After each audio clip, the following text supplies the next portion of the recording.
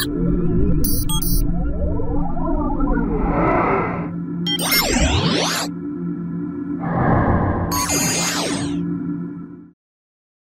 everyone. If you're a regular viewer of the ABC, or at least ABC 24, the ABC 24-hour news channel, you'll be bombarded with this classic piece of horse shit on a daily basis. Hello, welcome to Mornings on ABC News. I'm Lorna Dunkley, coming to you from the land of the Gadigal people. Ah yes, the land of the Gadigal people, or what the rest of us refer to as Sydney. That's the ABC's way of reminding you on a daily basis that it's not the land of all Australians, even if like me you were born there. No, it's their land, not yours.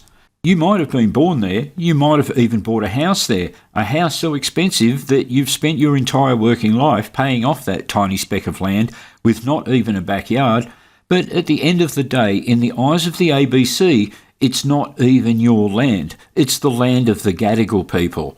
And the reason why it's actually their land and not your land, and why you don't even get a mention, is because in the eyes of the ABC, the Gadigal people, well, they're amazing for nothing more than being black, and you're not amazing and a colonising piece of shit because you're white.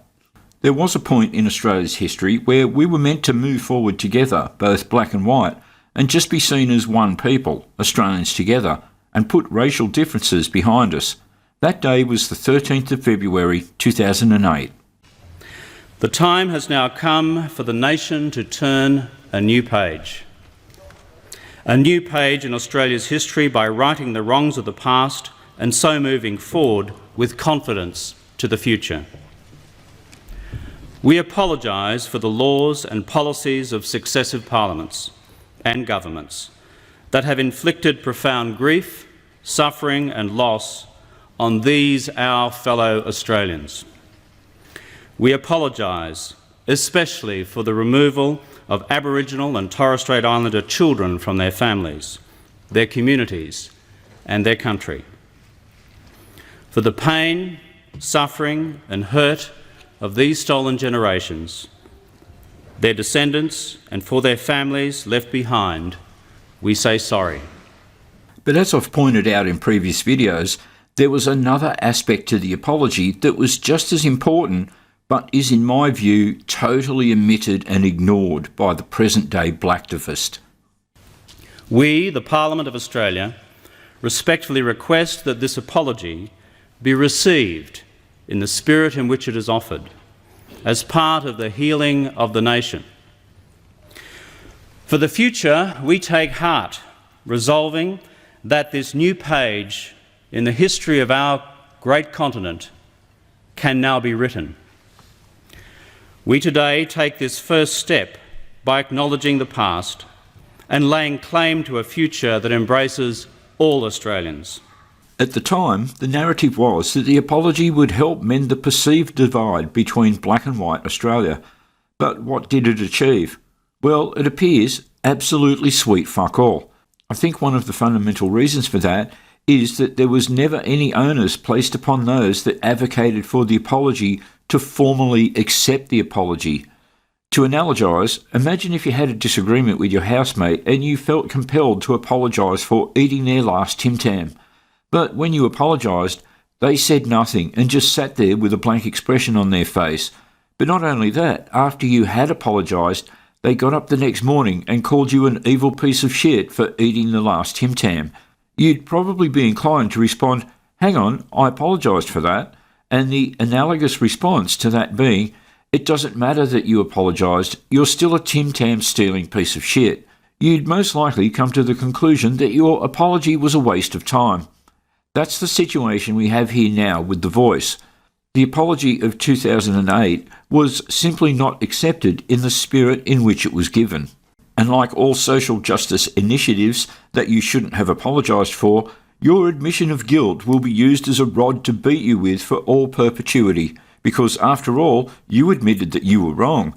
So now, that can always be dredged up to be used against you. It doesn't matter that you offered to repaint their bedroom, because you were once guilty, you'll be required to do their washing, and because you were once guilty, you'll also be required to change the flat tyre on their car.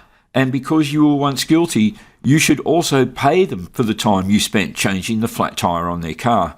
It doesn't matter how much you do for them, you'll still owe them in perpetuity. That's how racial apologetics works. And if you think my analogy sounds a little paranoid or it isn't going to relate to the voice referendum, well, here it is in practice in the present day.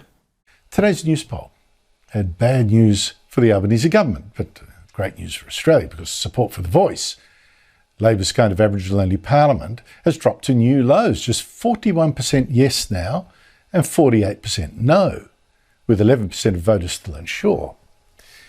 Now, we'll talk later about why that might be, this huge drop. But for now, here is just one reason.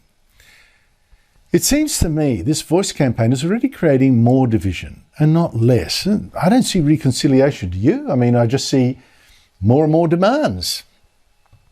Now, two more sad examples of that last weekend. Now, we've already had one council in Western Australia last week. We talked to a mayor there. It was told by a local Aboriginal group it couldn't plant trees in a bit of land that had been fire burned. Now, this Greater Geraldton Council was so scared of the huge fines in West Australia's new Aboriginal Cultural Heritage Act for disturbing, Aboriginal heritage that it halted the planting until the government said, no, that's a big misunderstanding, you go ahead. Yet now, on the weekend, just a couple of days after that case I told you about, two land care groups, also in West Australia, were also stopped from planting shrubs, these ones along the Canning River. After this man, David Collard, who identifies as Aboriginal, said they first had to pay his group $2.5 million, his Aboriginal group. Now, again, the state government later said, well, no, again, a misunderstanding. The land care volunteers, they were fine to plant their shrubs too, no need for $2.5 million. But these two groups had meanwhile been too scared to take that risk. So the story goes that the government has allocated $10 million for this tree and shrub planting undertaking, work which was going to be carried out by volunteers, mind you. The money was for the resources and equipment needed to do the planting. What you have here in effect is an attempted shakedown by the supposed traditional landowners, an attempt at extortion based on the somewhat spurious assertion that this is Aboriginal land of cultural and spiritual significance. But hang on, isn't all of Australia their land? And by definition, all of it belongs to Aborigines? It seems obvious to me that all it takes is for any Aborigine to put their hand up and claim that the land is of cultural significance to block or use to extort money from Australian taxpayers. And how will it be categorised if the word of the Aborigine isn't adhered to? Well, of course, it will be portrayed as racist and a continuation of the abuses perpetuated upon blacks by evil Whitey. If we now look at the schedule for the amendment to the Constitution, it shouldn't be too hard, at least for sane people, to see where the risks lie. In recognition of Aboriginal and Torres Strait Islander peoples as the first peoples of Australia, 1. There shall be a body to be called the Aboriginal and Torres Strait Islander Voice. 2. The Aboriginal and Torres Strait Islander Voice may make representations to the Parliament and the Executive Government of the Commonwealth on matters, even though we don't know what they are, relating to Aboriginal and Torres Strait Islander peoples. 3. The Parliament shall, subject to this Constitution, have power to make laws, which we don't know what they are, with respect to matters, which we also don't know what they are, relating to the Aboriginal and Torres Strait Islander voice, including its composition, which we don't know what it will be, functions, which we don't know what they'll be, and powers and procedures, which we don't know what they'll be. A layman's translation of what's written there is as follows: we'll do whatever the fuck we like, make any laws we feel like, and we'll do so under the auspices of narratives we haven't decided upon yet. But you can be assured that it will be defined by whatever the fuck we feel like at the time. But we'll let you know when that time comes. And don't worry, you can trust us. Another aspect to the yes-no debate is the manipulation by certain mainstream media publications and an incumbent government that is funding a yes campaign bias with the taxpayer dollars of taxpayers who will be voting no, but is not allocating financial support in any form to the no campaign. It's actually utterly inappropriate for any sector of the government to be taking sides on this issue. Albanese's weasel words like describing the voice as an opportunity or describing it as an offer are off the scale in regard to their level of disingenuousness. But he's a politician, so you knew that already. On the subject of media manipulation, The Guardian recently ran 2 parallel articles pretending to be neutral and hence objective, but it didn't take too much to see that they were attempting to make the No campaign sound like it was based on lies, painting undeniable truths as speculation, whilst promoting obvious speculation from the Yes argument as being fact. For example, from the Yes argument, ensure people have a better life. The Voice is a vehicle to deliver real improvements for Aboriginal and Torres Strait Islander people in life expectancy, infant mortality and health, education and employment. Well, does it get any more speculative than that? But The Guardian's response to that, or their fact-checking of it, the latest data from the Productivity Commission shows few Closing the Gap report targets are on track to be met, and in crucial areas like incarceration and child removals, the gap is getting worse.